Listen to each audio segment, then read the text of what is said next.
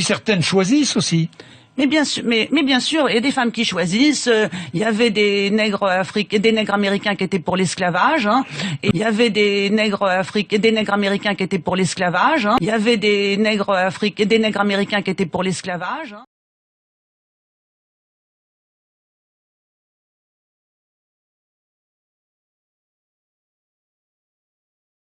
She used the word nègre.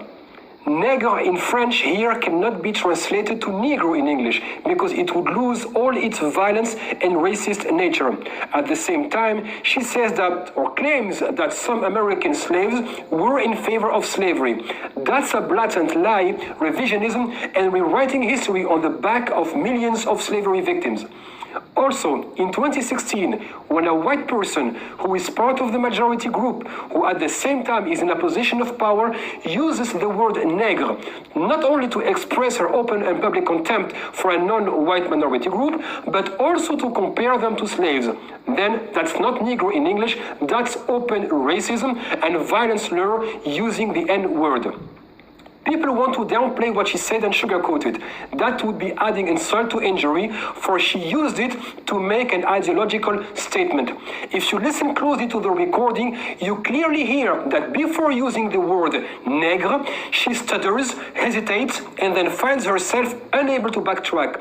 That means she knew her choice of words was very poor, and she could have said Noir Américain, meaning black Americans, or African American, yet she didn't. To put things in perspective, government-sponsored racism is not new in France. This is just Faye scratching the surface. The first, the inappropriateness of the word Negro. The second, and this is a very, very old argument, how in France, laïcité or secularism has become an excuse for religious intolerance and persecution. Maybe at a time in the 15th and 16th centuries, laïcité or secularism served them well. They wanted to rid themselves of the noose of the church around them and how much the church persecuted them, which is why they veered towards secularism. But modern secularism is not the answer for France, and it's become now its own religion, its own dogma, persecuting people who do believe. The third thing that comes to mind is how this woman thinks she's better, believes she knows better. Yes, there are women who are forced to wear the veil, but we're not talking about them. We talk about those who are doing it because they believe it is worship, it is something that brings them closer to Allah Almighty.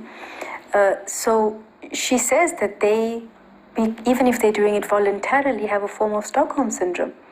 So that is, if we want to get rid of the sentiments, then we've got to make what we wear the norm.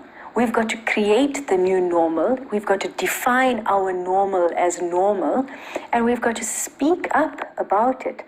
And one voice that comes to mind as I end is Chimamanda Adichie. She's a Nigerian novelist, and she says if you want to just create a single story, you show people as one thing, as only one thing, over and over and over again, and that is what they become.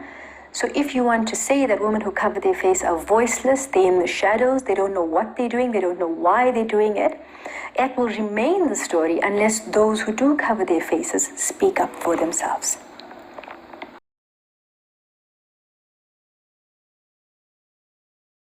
La loi m'a gâché ma vie, comme m'a gâché celle de beaucoup de... Toujours pas verbalisé depuis que la loi elle est passée. En cas de contrôle d'identité, je préférais quand même aller... Au premier jour de la loi, il y a des sœurs qui étaient en... Lorsque je suis dans une voiture, je porte le niqab. J'ai pris l'initiative d'appeler mon avocat. La loi, c'est vrai que on n'arrive plus à vivre normalement. Quand on sort, on a une boule au ventre, on fait toujours attention.